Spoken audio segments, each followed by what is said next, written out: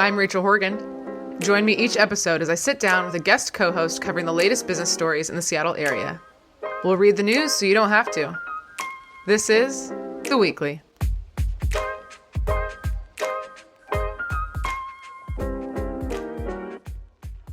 Okay, welcome back, everybody. I have a lot of experience on stage for events, and I realize that I'll do an event and I'll leave and I kind of forget what I said. But with podcasting, everything's recorded. So now my mom knows that I've been to a strip club from the last episode. So that is a fun part of podcasting I didn't expect. But speaking of the podcast, I wanted to give an update to everyone that's following along on this journey. This is going to be our my seventh episode. And I'm pretty much booked to August right now with guests. And they are some high-powered people. I am going to be honest, some of these emails I sent were shooting for the moon, and they have responded and agreed to be on it, so you're in for such a treat for some of these guests. The other thing I wanted to mention is that I do have a couple calls with potential sponsors. This is exciting mostly because there's so much more I want to do with this. There's video content I want to shoot. I think some people have been asking if we're going to do that for YouTube. I do want to do that. I just need a little bit more funding. I want to upgrade some equipment. This 2014 MacBook will maybe die on me any day, so there's that, and there's also potential of doing some bonus episodes. We get into some big topics here that I think we could dive more into for some other stuff. So that's just a podcast update. But speaking of amazing guests, I have with me Will Niccolls, the founder and CEO of Green Latrine, a portable toilet and luxury restroom trailer company. Hi, Will. Hi, Rachel. I just saw you yesterday, actually, at the Northwest Event Show, the largest event industry trade show. How's that going for you over there? You and I have run into each other many times at different events, Sports Commission, Sports Store Dinner, Northwest Event Show. That's right. You are out there, and so am I. Just a couple of socialites. I also want to say we got lunch a couple weeks ago, and within minutes we were talking about our personal life. You're just so easy to talk to. So if you could not do that today, because we're talking business, and I can't be crying on the podcast. So... all right. I want to give a little bit more of a background on why you're so amazing. So Will founded this company, Green Latrine, in 2015, and they've landed large deals like the Special Olympics USA Games, the closing of the viaduct, and the opening of the tunnel. He currently serves on the board for the Seattle Sports Commission and is the chairman and founder of a program called Seattle Sports in Schools. He has spent 33 years being a soccer referee for Pac-12 and MLS. Prior to this, he was the referee program director for Washington State. And he has 2 kids, a Seattle native, and a fun fact, he has a master's degree and a commercial driver's license. Kind of unique, huh? I like that one. Yeah, I don't think too many people have a master's degree from UW and also a trucker's driver's license. So that's true. I like that one. I will say in the past few episodes, I've had a lot of sports stories, not on purpose, but they just seem to be making news. And this week, there were no sports stories. And I have the sports expert on. So I'm sorry about that. It's just the way it worked out. It's okay. So before we get into the articles, I always like to ask the guests kind of like why they're so passionate about what they do. So I know sports in school is particularly close to your heart. Why were you so passionate about starting that? So as you said, I've been a soccer referee and basketball referee, high school, college, pro for 33 years. And I've seen firsthand what our schools look like in the South End. We treat our black and brown students one way, and we treat our white children with privilege a different way. And that's just not fair. And as a soccer referee, a basketball referee, I get to see that firsthand. And so in 2015, we started Sports in Schools and have now raised, probably close to $10 million and served, I think 25,000 kids is the number that Glenn, our executive director, is putting together. So we have a great program, Sports in Schools, and have supported and funded sort of the lowest income schools in our community, Cross King, Pierce, Snohomish counties, and have done a great job really connecting with the highest level of need in schools to provide them with great athletic opportunities for every student. That's incredible. I love that you're doing that work. And then I know you wear 2 hats. So what about toilets? What drew you to that? Yeah, so 8 years ago, we started Green Latrine, my brother and I, and we've built what I think is, the best local option for a portable toilet. Obviously, some big, massive national companies in the market. Honey Bucket, obviously, the name brand. Growing up in Seattle as a Seattleite, we all thought of Honey Buckets. Mm-hmm. And so we'll get calls to the Green Latrine office all the time asking if they could rent a Honey Bucket. And we say, well, no, but you can rent a Green Latrine. Oh, okay. It's sort of like the Kleenex and facial tissue. They've just associated that with the brand. Absolutely. Vaseline, Kleenex, yeah. It's a portable toilet. Getting a Starbucks? Yes. So yes, maybe one day people will say, hey, can I get a Green Latrine? Yeah. Maybe. We're getting there. Okay, well, let's dive into the news. We've got some exciting articles. So the top 5, here they are. We are going to talk about the impacts of the new minimum wage for delivery app workers. Second, we'll talk about a new accordion-looking building that just opened in South Lake Union. Third, Amazon is ditching the Just Walk Out technology. Fourth, Microsoft is unbundling Office and Teams. And lastly, we'll talk about the salaries of Alaska Airlines C-suite. They released those salaries. We've got some juicy stuff here. Will, you ready to get into it? I'm super impressed, Rachel.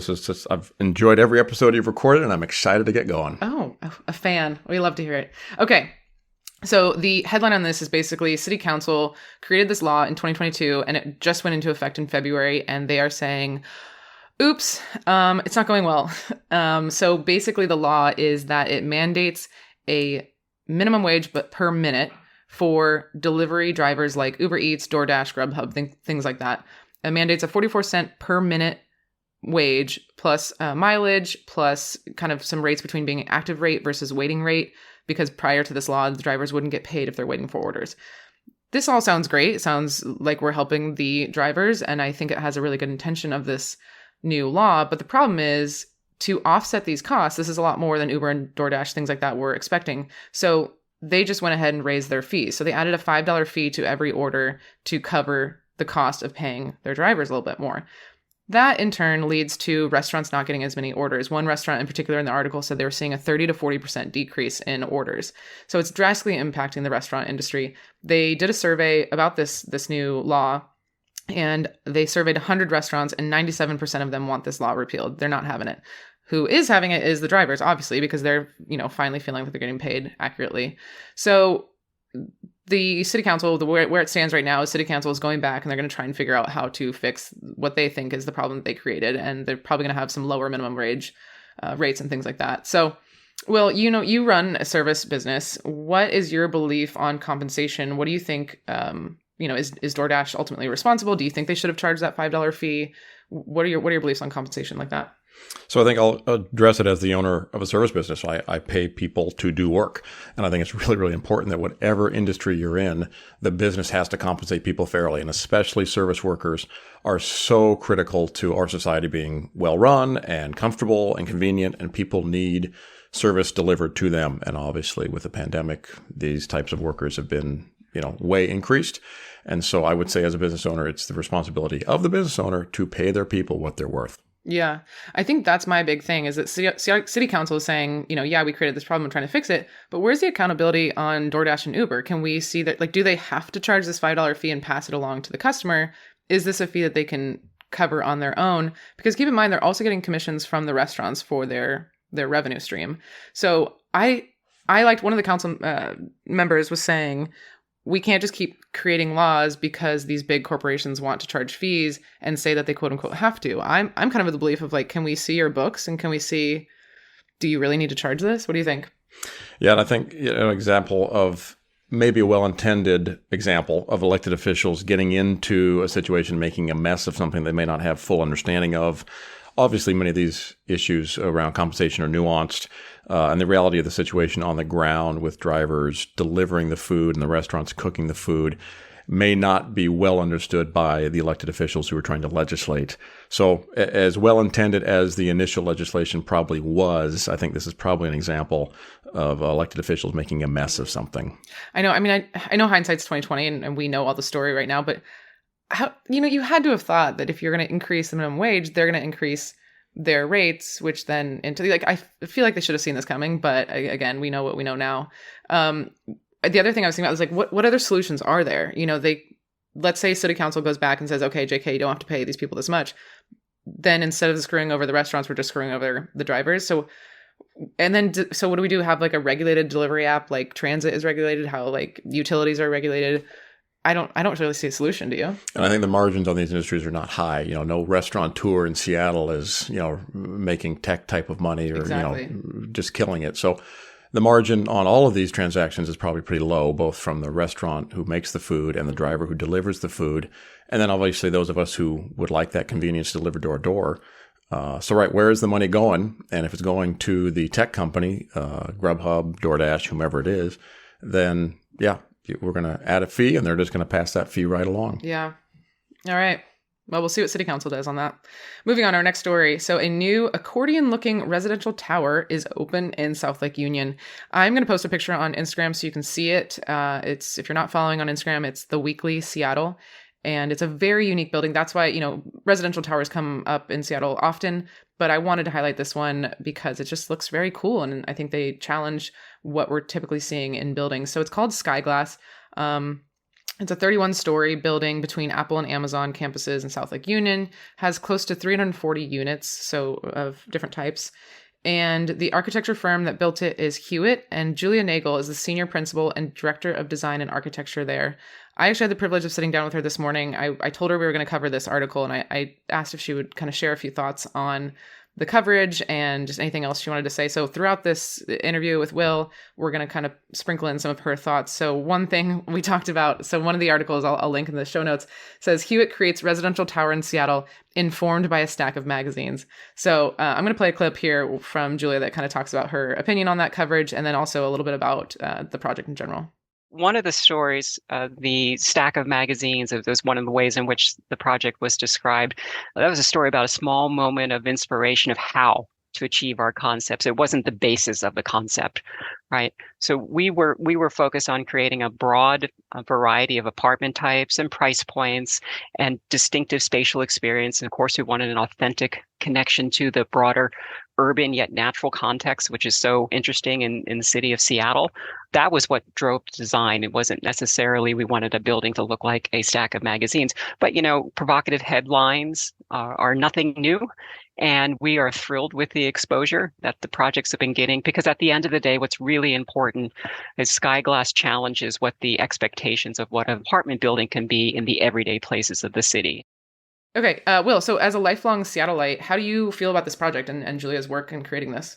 I love it. I think our skyline, our Seattle skyline, is so unique. It's so special. And you think back to the 1962 World's Fair, right? We built the Space Needle for the 1962 World's Fair. The Griffith family put in the Great Wheel down on the waterfront. Obviously getting that thing permitted and installed and built was a real challenge for them, and what a great asset it's been. There isn't a single picture of Seattle now that it doesn't include the Great Wheel.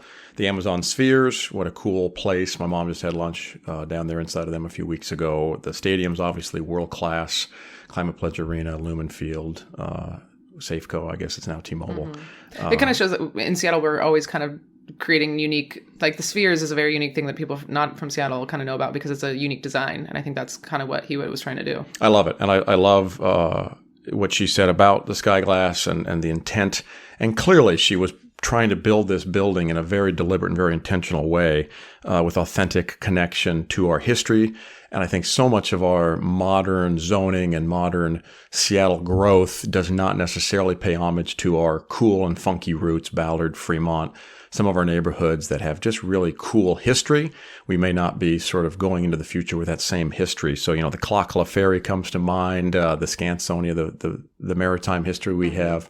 So making sure that as projects like this go forward, we're balancing that new modern with our historic unique, because we have to keep Seattle a little bit funky because that's our history. Because you were saying the level that's on the street level is designed a little bit differently than the rest of the building, and that was kind of her way of acknowledging that. Yeah, I think it's a great design, a great building, and I haven't been by it. It's on my commute. I go down Denny, and so I've been by it many times and watched it go up, and it's a beautiful building. Yeah. And I hope that more building developers and more property owners and more architects do creative and neat stuff, because unique skyline is cool.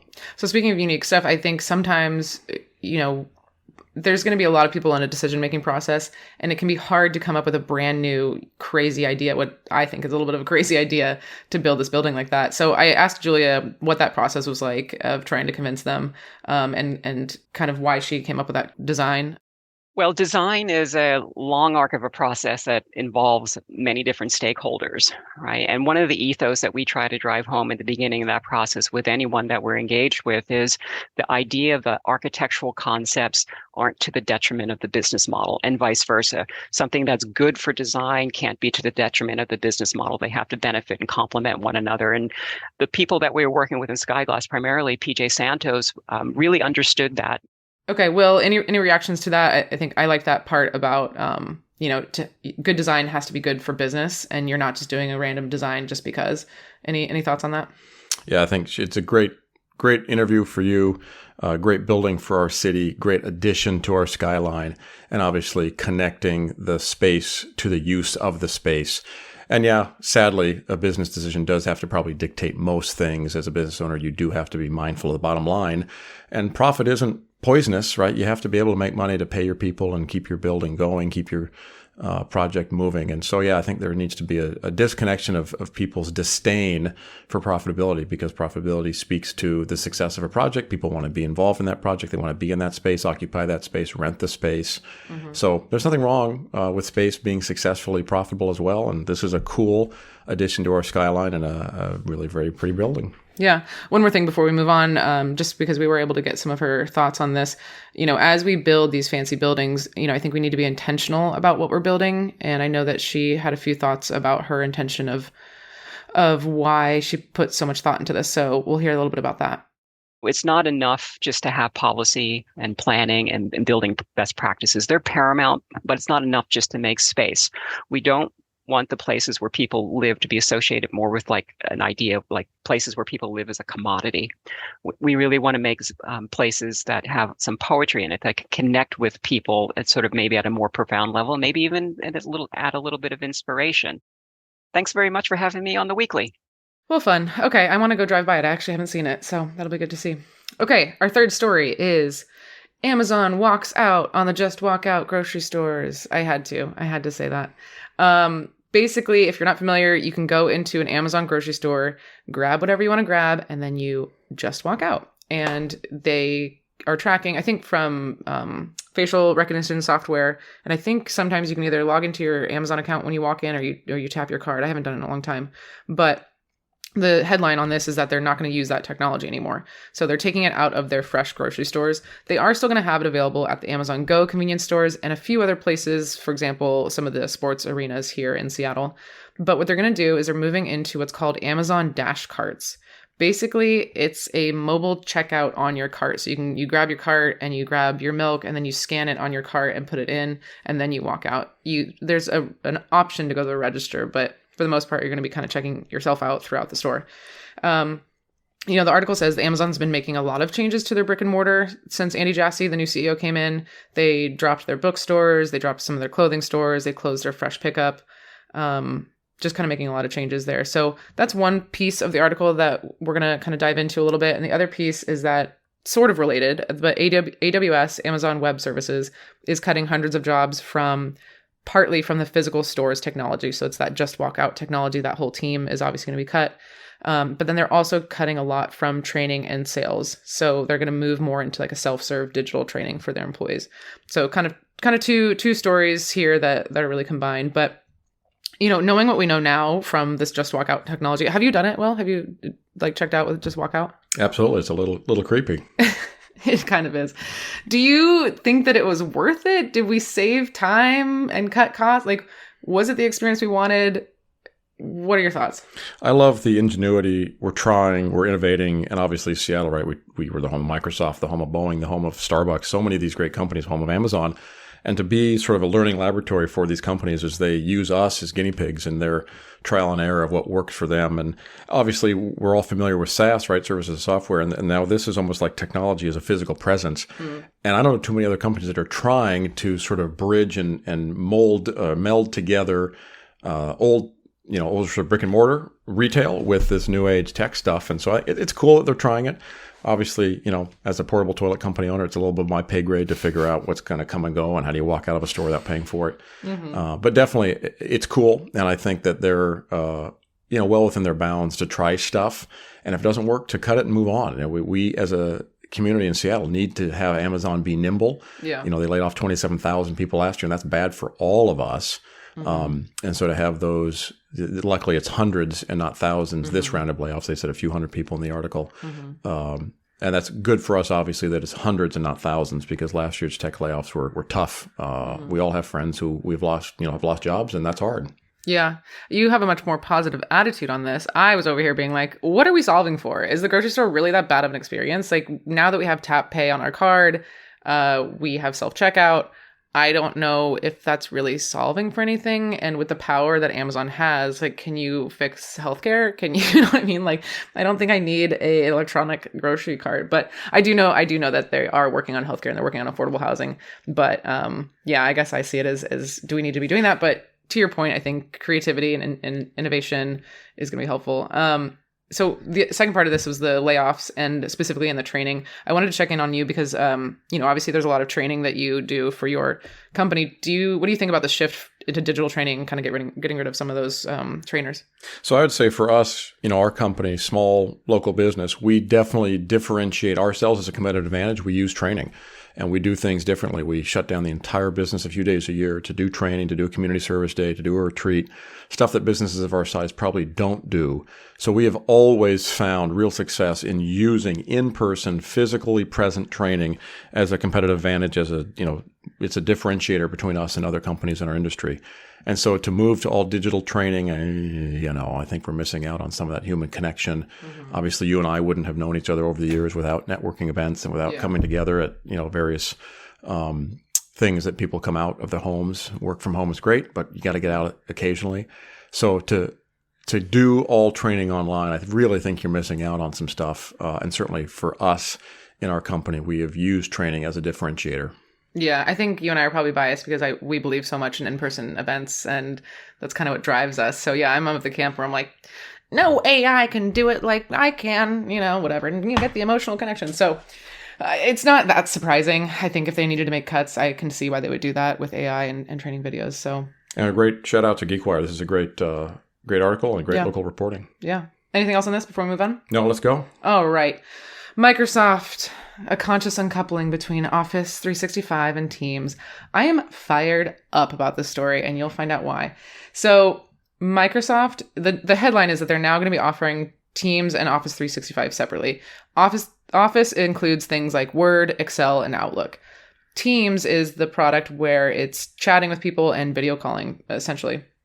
And what happened was that in 2020, Slack, which if you're not familiar is, think about back in the day when you're doing like AIM chatting with your friends. It's like that, but way, way, way, way better. And it's hugely helpful to collaborate within your own company and other companies. I can't say enough good things about it. If I could marry an app, it would be Slack. So Slack complains in 2020 to the European Commission that it's giving an unfair advantage for collaboration technology because Microsoft was bundling it all together. So these companies had to buy Word, Excel, and Outlook. And oh, by the way, it comes with Teams. So why would you go to Slack or any of these other, there's a lot more than Slack, but any of these other collaboration technologies. So the European Commission announces that they're going into last year that they're going to open up an investigation on the bundling and ultimately have decided that they need to separate these two products. It doesn't go retroactively. So if company already owns that, they own it, it's moving forward when they're selling it. Something specifically, I think when I say bundling, it force installs it on your computer and it blocks removal from the computer. So you are really stuck with this product. I have a lot to say on this. So before I dive into my monologue, Will, what are your thoughts on this? Yeah, I completely agree. I think every small business, every local business has a need for a tech solution for their business problems. Unique business challenges face every industry, face every company. And for us, maps, right? We are routing based. We have to drive around and clean up every single portable toilet. We have thousands of them across the Puget Sound region. So every single day, our trucks have to navigate from toilet site to toilet site. Mm-hmm. And any Apple device puts Apple Maps as the default. Well, if you've ever tried to navigate, Apple Maps does not have some of the stuff. Like they don't know you can't take the truck underneath the Arboretum Bridge or gated communities like Broadmoor. They send you, you can't do that. You can't drive through there. And so we have to tell our guys, you have to download Google. You have to use Google. Google Maps is the only answer. Wow, interesting. And so to me, bundling, it's really a challenge because Apple Maps is the default on every Apple device. Mm-hmm. And you have to set Google as the primary mapping system for our purposes. So, and that's unique to us. And so clearly every industry, every company has their unique business challenges that have to be solved by tech. And to me, bundling is not going to be the answer. So I had an experience with a company. Like I said, I really like using Slack, and we were exclusive using that with me and my team and the whole company. And Slack has different levels. So you can have a free version, you can have a $7 per user per month version, a little bit more expensive. And then they have what's called like an enterprise level, which is for companies of 500,000 or more, or if you need like HIPAA level security. So the company I was working for at one point said, we really need this super hyper secure version of Slack if we're going to be able to use it. And it's much more expensive. So I was like, okay, well, pay for it because I love this thing. And they said, we are already paying so much. We already have Teams. So just use Teams. It's the same thing, which my rebuttal was, okay, all houses have doors, but they're not all the same. Like the product is so entirely different. But it really speaks to what I think, that's just my example for my company, but a ton of companies are like, well, yeah, why would we pay all this money for Slack if we're already being forced to use Teams, even though the product isn't as good, in my opinion. Okay. I will step down from my Slack high horse here, but this kind of brings up the conversation of antitrust laws and competition in general. So for Green Latrine, do you have a lot of competitors locally? Do you think Honey Bucket, you mentioned earlier, is that kind of your biggest competitor, or what does it look like for you? Yeah, it's super. Obviously, portable toilets is a super competitive landscape. Lots of big players, lots of small players. We're kind of unique in the mid market because obviously Honey Bucket united the big guys, and then a lot of sort of mom and pop operators with a couple trucks, real small operations. So for us to be in that sort of middle class, we're pretty unique in the Seattle market. But what I loved about this story is the use of the government, right? Slack didn't think they were competing fairly, so they go to the government and say, hey, government, fix Mom. this. Yeah, fix this Mom and problem. Dad, they're not playing fair. They're not playing fair. They're too successful. So you guys got to knock them down a peg. And I think all these big tech, right? I mean, Salesforce, Slack, Microsoft, Google, Amazon, Apple, any of these companies. I know Apple has some antitrust stuff facing them with some of their bundling of the iProducts they have. So yeah, it clearly is an issue. And I love the use of the government to, kind of be the referee between some of these big tech companies. But, for us, I've always believed as a business owner, if you want to compete, just be the best. Yeah. And if you really focus on service, and for us, 2 rules: answer the phone and clean the toilet. And that's as quick and a summary, boiled down. What do we do every day? We answer the phone, we serve the clients, and we clean the toilets. And any industry, you can probably do that. What's your core function? What do you do? And if you do that better than anybody else, it doesn't matter what the other people do. It doesn't matter about pricing. You will win because your service, your product, you deliver the best experience for the client. And that's what we've tried to do. Well, but I think that's what Slack did, is that they did win. They were so much better. And then Microsoft forced people's hands to not choose them, even though they were the better product, again, in my opinion. But one last question. So kind of thinking about competition and potential monopolies, would you want to be acquired by Honey Bucket and start, move in that direction? What do you think? I think at any price, if the price is right, any business owner will say, yeah, sure. We've spent 8 years growing a really great local business, and I'm super proud of our people. And some of our people have really changed their lives. Some of our employees have said to me, I've never worked anywhere I've been respected before. And these are guys in their 50s who have worked their entire lives and have never felt respected by an employer. So to create a culture and to create an environment that really is life-changing for our folks, we have a lot of guys who have come out of incarceration. 2 guys who are with us were 30-plus years incarcerated. We have a lot of guys with substance abuse and alcohol and have been, have found sobriety. And a gentleman has been with us for many years. Has been sober now for over 3 years, the longest stretch in his life since he was a teenager that he's been sober. So, yeah, I think companies that care about their employees are really a powerful way to change people's lives.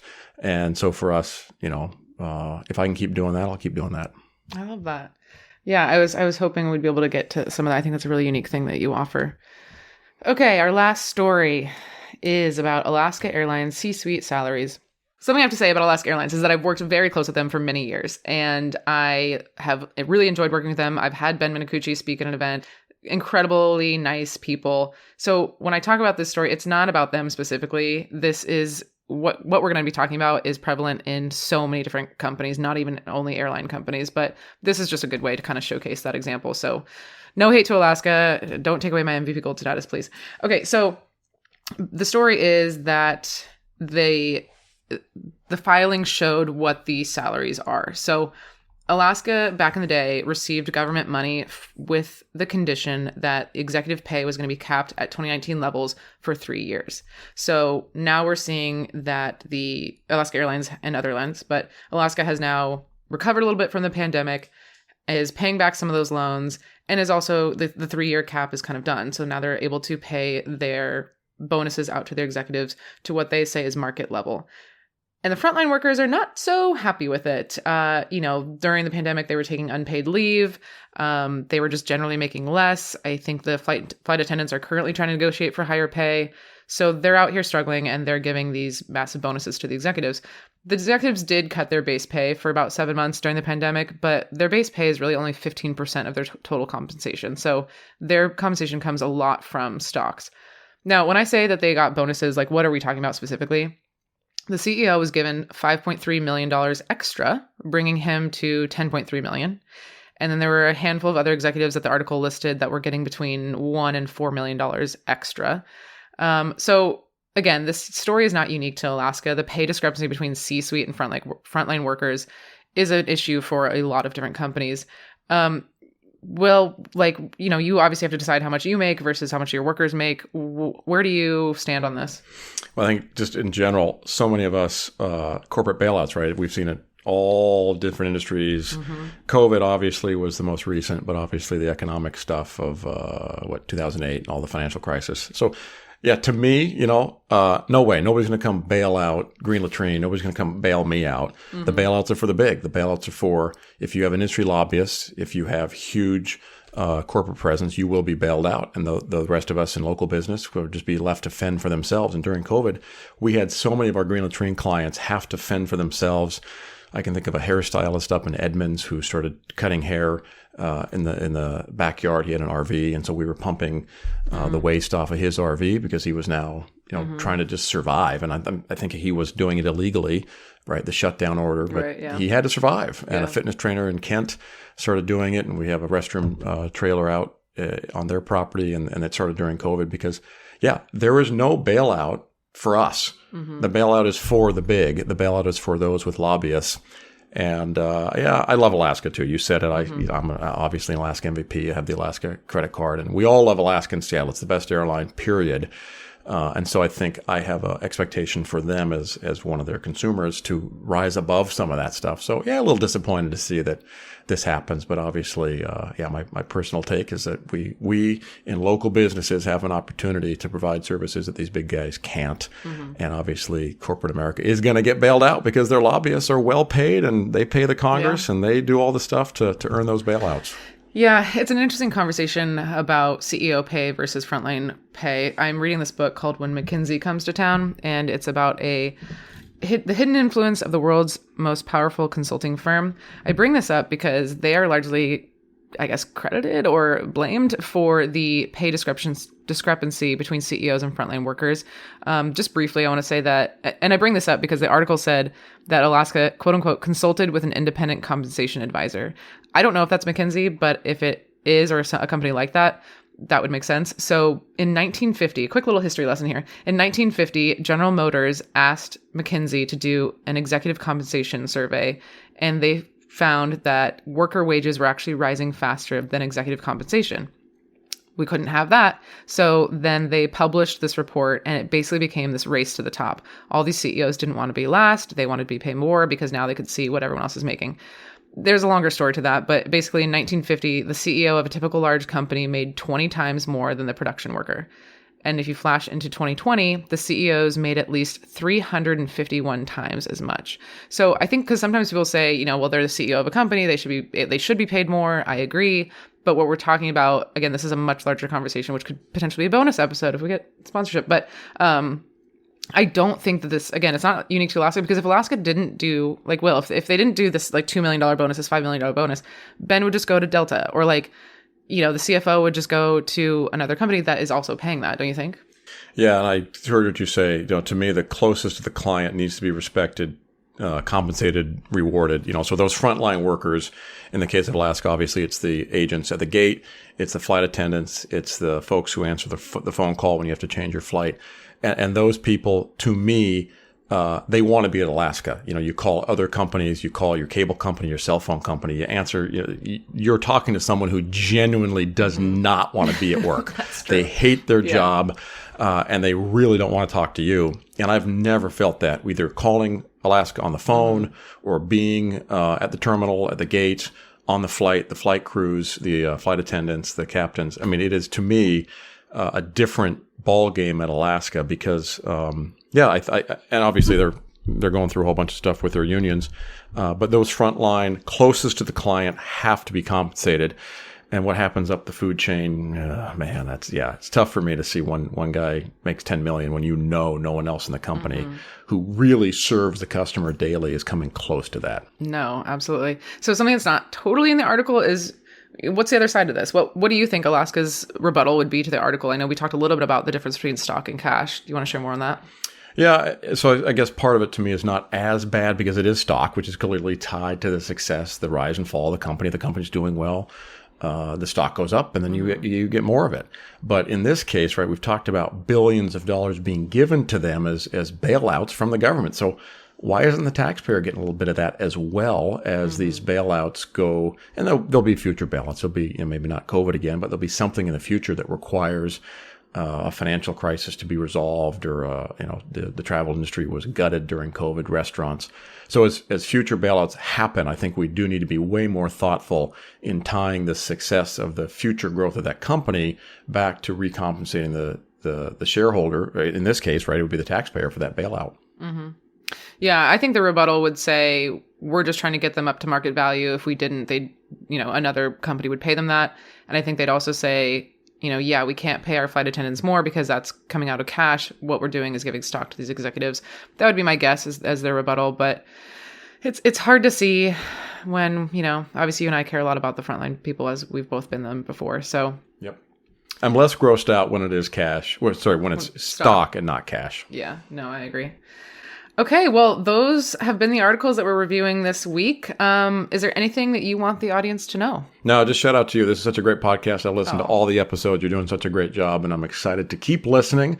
I'll listen to myself probably briefly, but then... I recommend only once. After that, it's dark. Don't do it. Yeah, no, don't do it. But you're doing a great job. There's a lot of fun, and I'm super happy to be part of it, so thank you. Thank you. Well, if you're listening and you enjoyed this show, definitely tell a friend. Our listenership is growing, but I'd love to see that grow more. So if you liked it, pass it along to somebody else. One of those chain things. If you don't send it to 10 people, you'll have bad luck. So thank you to Julia for jumping on the call and helping with the review. And also thank you, Will, for breaking down the news with me. It's been great, Rachel. Thank you very much. This has been The Weekly. Make sure to check back next Sunday for the latest local business news. We love listener feedback, so if you have any story suggestions, comments, or complaints, email us at theweeklyseattle@gmail.com. We'll see you next time.